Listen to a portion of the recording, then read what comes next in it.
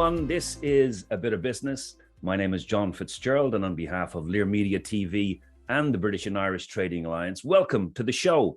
If you've never heard of Weapons Down, Gloves Up, you are in the right place. Weapons Down, Gloves Up is an 8-week innovative boxing initiative for young people aged 16 to 24 that blends sport with education to get kids off the street and back on track to full-time employment. This program provides safe places for youngsters to receive combined educational and sports services in a disciplined and fun environment. Incredibly, they have a 100% completion rate for the program and for securing employment for everyone going through it. We are joined today by 3 special guests who can tell us more about this hugely beneficial and innovative initiative. Jack Whittington, Chris Nisbet, and Paul Whitnell, welcome to the show. Jack is the project manager at Flamingo Fire Protection and is cycling to Poland at the start of October with a few of his team to raise £10,000 for Weapons Down, Gloves Up. This is 890 miles of hard going, and Jack is not talking about it, he is actually doing it. Chris is the chairman of Weapons Down, Gloves Up, and he passionately promotes the brand and secures funding and sponsorship for the program to keep the lights on and grow the brand and program across the country. Paul Whitnell, of course, chairman and founder and president of BITA and the driving force behind the success of the organization over the last 10 years. So I'm going to come to you in a second, Jack, to talk about your fundraising exploits, which sounds very exciting and a tough challenge for you. But I'm going to start with Chris. So can you give us an overview, Chris, of Weapons Down, Gloves Up? Tell us a little bit about its origins and who it is supporting directly. Yeah, so it was actually formed going back to the back end of 2019. And what we're trying to do is identify the kids, and I say kids, 16 to 24-year-olds, so apologies, but the students that are most likely, and it doesn't have to be that are involved in gun and knife crime, but the most likely that may be affected by gun and knife crime or could get involved in gun and knife crime. So what we're trying to do is just change the mindset, get them to realise that crime doesn't pay, and to realise that if they can change the mindset, get a healthy body, healthy mind, and then get the right role models and then get themselves into education, that we can get them a job. And just to realise that, you know, if you're not academic, which a lot of them aren't, that there are jobs out there that we can get them. So the 2 main areas that we're trying to support is construction and the hospitality industries. They're the 2 that we're working with most at the moment. And Chris, in the introduction, before we came on live, you were talking about the recent events in Liverpool and the consequences and the impact that it has had on Weapons Down, Gloves Up. Tell us a little bit about that, please. Yeah, it's horrendous. You know, you don't want what's happened in any city. You don't want a single person to lose their life or to be injured in any way, shape or form. You know, as you said, before we came on live, the positives that have come out of it, and you wouldn't want this to happen, for these positives to happen. But within 48 hours, just on my Weapons Down, Gloves Up email alone, I had over 100 applications, which I think probably 60 or 70% of them were to actually volunteer for Weapons Down, Gloves Up. And then the remainder were employers, education providers, and funders who all wanted to get involved. You know, as an example, just in that 48-hour period, I'd never had a friend or family member ask to get involved with Weapons Down, Gloves Up until that point. But after what happened from that weekend, when I think 4 or 5 people were killed in a 3 or 4 day period, I had 7 friends and family all get in touch with me and say, how can I volunteer? What can I do to help? So it just shows how much the city pulled together as a consequence of the, you know, the horrendous events that happened over a couple of weekends ago. And Paul, from your perspective, this is a really powerful grassroots social impact initiative here. And how can BITA support this moving forward? Well, I suppose BITA has been involved in a lot of these initiatives in the past. And one of the points that I'd like to make, that Chris has just touched on there, is that it shouldn't take a tragedy of this magnitude for people to actually, you know, get engaged and wake up. Unfortunately, this is something that's going on in society all the time. So from our perspective, we're involved in lots of things that have a social impact. The Power Day Foundation, for instance, is something that's very similar. that is happening. And what we've done is we've connected Chris to those people and got these conversations going to have a more joint up approach to this that can have a national and an international impact. So from BITA's perspective, it is all about the communication of these messages. These people are putting a lot of time, their energy, their passion, enthusiasm into this in a genuine way, which mirrors and reflects what the values of BITA is all about. So we as an organization, it's our job to actually give them the platform and give them the communication tools and shout out loud about the goodness that they're doing, because education is everything. And it's the only thing that is going to change things if it's done in a proper way. And I've seen their approach. I've seen Chris's approach and his committees in terms of what they're doing. And it's a fantastic practical solution that they've got in place that will make massive social impact. So what I'm doing is I'm calling on the community of BITA, I'm calling on the wider community to recognize what these guys are doing and help them to keep it going, build it stronger, and make that social impact very impactful, that we'll see the results in a very short period of time. And of course, funding is a huge part of this. I'll come back to you in a second, Chris, but funding is a huge part of this. Now, Jack, can you talk through your involvement with Weapons Down, Gloves Up, and exactly what you're doing with your fundraising cycle to Poland, please? So it started, John, with actually the BITA community sharing one of the posts on LinkedIn of something they've done. So I started looking into who they are and what they're doing and what Chris and Dave is doing there. And again, I've said it to the guys, they seem to be doing it a little bit differently to everyone else. And they seem to be doing it from love perspective. So we've got my partners from Poland who we run the business with. So we decided, myself and one of the colleagues are going to cycle from our office in Sheerness down in Kent over to Poland at the end of this month. It's about 890 miles with some roadworks going on. It might slightly alter on the way. But I really wanted to, afterwards, to come up and speak to the kids as well and to show them I struggle with reading and writing. I started a business 3 years ago. We've turned over some great numbers in the last couple of years, and we're growing. So growing up in southeast London, you rub shoulders with the exact target audience that Weapon Down, Gloves Up are going for. So to be able to share my story will be a tiny raindrop in the ocean of what they're doing. But I think it's enough of what I can do to support. And I think there's a lot of people that are going to read the podcast, see the podcast. They've read all the posts that have gone out.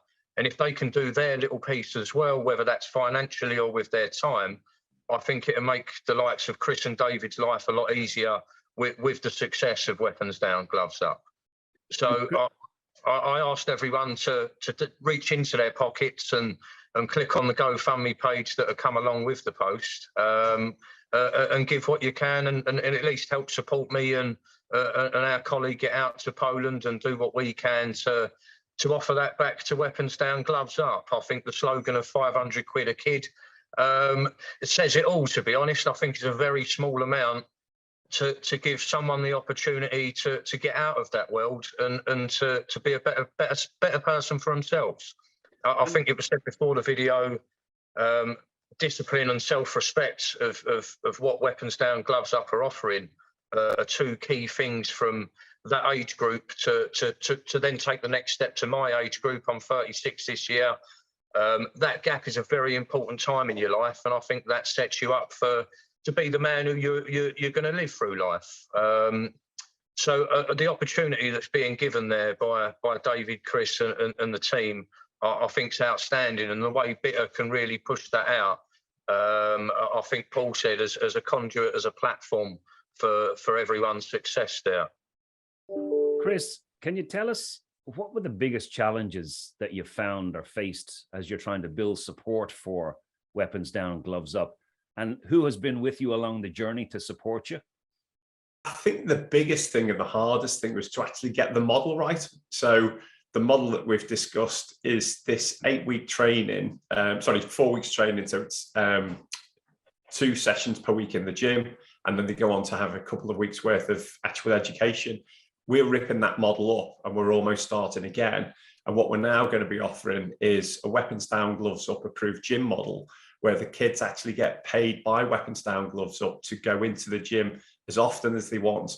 And until the gym coach actually says, this kid's ready, they've got respect, they've got discipline, they're turning up regularly, that's only at the point then where we're actually going to put them onto the weapons down, gloves up education program and move them into employment. We're not going to force the kids to go into it. Whereas in the past, we were sort of saying straight away, you've got to do this, you've got to do that. And we were giving them 8 sessions in a gym and 2 weeks in the classroom. That wasn't enough, anywhere near enough to change the mindset. And that's the general model that seems to go on at the moment. And there's a lot of organizations that, I've got to say, are questionable as to their motives. Are they doing it for money, or are they doing this to actually get the results of getting the kids not only into work, because there's funding to get people into work. What we're measuring success on is, are they still there in 12 months' time, or are they in a better job in 12 months' time, which is even more important. Have they progressed and are they moving on? So we've actually changed that model now. And what we're doing is we're trying to give up to 12 weeks worth of education before they start. They could have up to a year in the gym, whether they're ready in a day, a week, a month, or a year. That's totally down to the gym coach to say, this kid's now ready, put them onto the class, get them onto the program, get them into education. And then even once they're into employment, we're going a step further again. And we're also then going to give them an apprenticeship. And that apprenticeship, we're thinking about giving them a different apprenticeship to what they might be working in. So David Hughes, who's one of the founders with James Battle and myself on Weapons Down, Gloves Up, David's employed about 70 of the kids so far through 2 of his businesses, DT Hughes and SiteSafe. And it's been an immense success. It really, really has. But what we were thinking about is, if you're going to be a civil engineer, you're going to be working in the ground, digging holes, laying cables. Imagine if you've then got a digital marketing course as well. And whilst you're watching your boss do his job and teaching you how to do things, you might be recording it on your phone. And then, because you've been taught digital marketing, you might create some how-to videos, how to excavate cable laying, how to replace a manhole, how to replace a drop curb. As daft as that may sound, that could do lead generation for David's business. And it could also then generate leads for recruitment, because at the moment there's a big problem with recruitment. And that's why one of the things that we're doing is we're working with the construction industry.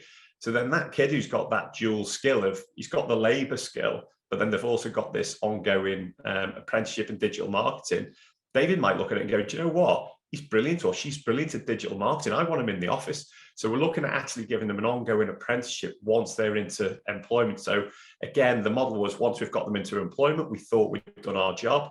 And whilst we've got a really high success rate, David looked at what his success is with DT Hughes and SiteSafe, and he actually's got a 92% success rate 12 months later. We didn't think that we'd get anywhere near that. So we've got to try and maintain that as much as possible. And when you've started, one of the challenges is always, we've got more time to give to the kids and to give to bending the arm up to back to people to ask for favors. You can't do that when we've got a target of 500 kids in 2023 and 1,000 kids in 2024. You can't pull those types of favors in. So to try and maintain that 92% success record of having these people still in employment in 12 months' time and hopefully in better jobs in 12 months' time, that's what I see as success. And that's where the problems and challenges have been. And that's where we'll be in the future. It sounds, Paul, to me, BITA has been very active in looking at the labour shortage in the construction sector and working on initiatives to generate and encourage more apprenticeships. Is there an opportunity here for an organization like Weapons Down, Gloves Up and BITA to combine resources here, Paul, to sort of fuel the growth of the apprentice in the construction sector?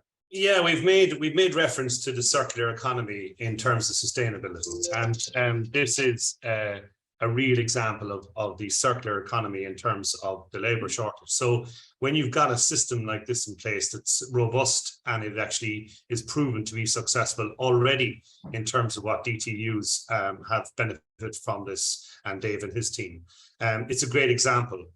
We can actually then communicate this outwardly to 750 companies nationwide that there's this availability now in terms of the industry. And if you look at the particular sectors of the labour shortage in the construction sector, which is going to get worse, and the hospitality sector, which is creaking at its bones all summer. These are areas that we can actually make serious impact. And unfortunately, government is in a spin around with rhetoric. This is something that's definitive and proven to work. So let's concentrate on these parts and let's communicate these benefits to people within the community of BITA and the wider reach, that this system works and it needs to be supported. And, you know, I love the fact that the devil in the detail is there in terms of giving the kids time to almost recover from what is like an illness when they go down the wrong path, and give them that time to see the right way and do the right thing with the right people. And this is what it's all about. So it's not just putting a plaster cast over something. This is actually fixing a problem. And that's the difference. And this is why I am absolutely amazed with the work that these guys have done so far, and 100 behind supporting this, because I think it's a fantastic initiative. Chris, there's, as Paul mentioned, over 700 companies in the BITA network, and obviously a wider business community watching this show. What support specifically are you looking for from companies and business leaders watching the show today? I think more than anything, I think people have this impression that people want funding, and it's not necessarily funding that we need. Yes, we need funding to do this weapons down, gloves up approved gym model, because we're going to pay the gym coaches and we're going to upgrade the gyms, put changing rooms in there for females, showers, lockers, CCTV, access control. But most importantly, it's volunteers. At the moment, we've got a team of 3, I'd say, verging on full time. When we actually look at the hours that James Battle, David Hughes, and myself put in, yes, we run other businesses, but the amount of hours we put in, some weeks it's knocking on 40 hours. And to most people, that's a normal working week. And we're putting that in on top of running our business. So if we can get people to actually volunteer to help us, even remotely, and even if it's a day a week, that's invaluable. So what we're doing is we're putting sponsorship packs together to say, if you can give us your time or your staff's time, in return, we'll help promote you and your business, and hopefully using contacts with the likes of Paul and other people, we'll connect people, we'll connect the dots, and hopefully we'll generate more business for you and promote you. So ultimately, we'd like time and people to volunteer. And the other one is to actually give jobs to the kids. You know, if every single employer who's a member of BITA could give one kid to a job, it'd be immense. And as we then can team up with other people, I was just going to thank Paul before, so apologies for nearly interrupting, but you know, the first BITA event that I went to, I met yourself, Jack, within half an hour of walking through the door. So I went to BITA not knowing what to expect. You saw my badge, came over and said, no way, I've been meaning to meet someone from Weapons Down, Gloves Up. We're from Liverpool, you're from Kent. Next minute, you've seen the badge. And before we've even sat down for lunch, we'd connected with you. Paul comes over and introduces himself and introduced me to Power Day. And I'll tell you why this is such a powerful partnership that we're going to form with Power Day.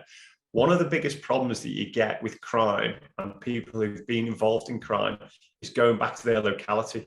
So if you go back to your locality and you start knocking around, you're seeing the same faces, you might have come out of prison, and next minute someone says, here's a job for you, and you haven't got a job, you go back into crime straight away, or you're going to get tempted to get into crime if you're knocking around with the wrong people. So what Power Day and ourselves have talked about, and this is very early days, is we want to form a relationship where if they've got someone who's got a problem in London, they can send them to Liverpool. We'll look after them. We'll put them through the program. We'll get them a job. We'll get them somewhere to live as well. We'll even do that because James Battle's offered places so that he'll put people into places to live.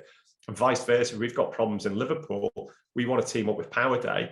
And once we've got this model right, you know, I've said that we will put our full business model and every single document online for everyone to copy. We want everyone to copy what we're doing. We don't get paid for it. As Tony Bellew says about, you know, the boxing coaches that do this, do it for love, not for money. They're doing it for the right reasons. And we want to do exactly the same. And the Power Day conversations that we've had is we want to, on a monthly basis, get more people. There's another sort of Weapons Down, Gloves Up style business in South London as well. We want to, you know, pull all the dots together and see if we can get 6, 7 or 8 organizations like Weapons Down, Gloves Up, and share best practice on a monthly basis, or encourage other people in other areas. And it could be BITA members. You might get 3 or 4 BITA members to say, I love what you guys are doing. We'd like to do it in Newcastle or Dublin or whatever. we'll give them the model, we'll give them the framework, we'll give them the paperwork. And if they want to do that, and then we can create an organization where we share best practice ideas on a monthly basis, and then more BITA members in each of those respective areas can offer jobs to the kids, it'll be an immense partnership for all of us. Fantastic. Clearly, time and volunteering is important, ladies and gentlemen. So if you do have time and you want to volunteer, get in touch with Chris. But funding is also important. So I'm going to come back to you, Jack, now, because how can people support you with your fundraising efforts as you go to Poland in October? So we've got the GoFundMe page set up. There's been some lovely donations so far, but I'm sure between my own network and the BITA family as such, I'm sure we can produce a lot more between us, between each other. Although Chris does mention there that funding ain't everything, even to push on to the apprenticeship side, to match up with what Power Day is doing. A lot of the work we do is nationwide away from Kent. So locality for these kids, I think, again, is a big factor of it.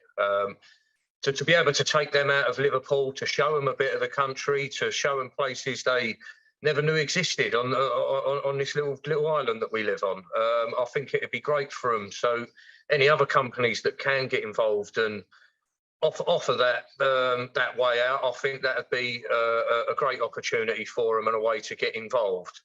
But again, please dig deep in your pockets, guys, and give us what you can. If it's not 500 quid a kid, please do just give what you can offer. We've said anyone that pulls £500 in, we will do a programme with Chris that we will show a certain kid from start to finish all the way through the programme, and we'll be able to keep them updated to show the progress of how far their donation has gone. And I think it would be a good 360 to see that something so small can go so far in someone else's world. Okay, well, thank you for that, Jack. That's very impressive. Chris, your program is also very, very impressive and doing wonderful work. I'll leave the last word to Paul. You're on television. What's your single message about this program to the BITA community and the wider business audience watching today? I suppose the message is it's about delivering, it's about doing, and the practicality of doing is very difficult. You've got to put the devil in the detail into it. This is a program that has outstanding qualities in terms of its approach, outstanding people in terms of their integrity in delivering this program. And this has an outstanding chance of creating social impact. So people of all ilks, listen, learn, and support. This is a chance for you to have your part to play in this. It's very simple, it's very cost effective. And we're asking everybody to come in a scrum and make sure that we can actually do something about this finally, because government have failed. And we want to show that the power of people is the only way forward. Paul, thank you very much for that. Chris, Jack, thanks for joining us today. Jack, the very best of luck to you on your cycle. Ladies and gentlemen, this has been A Bit of Business. My name is John Fitzgerald. Thank you all for watching. Thank you.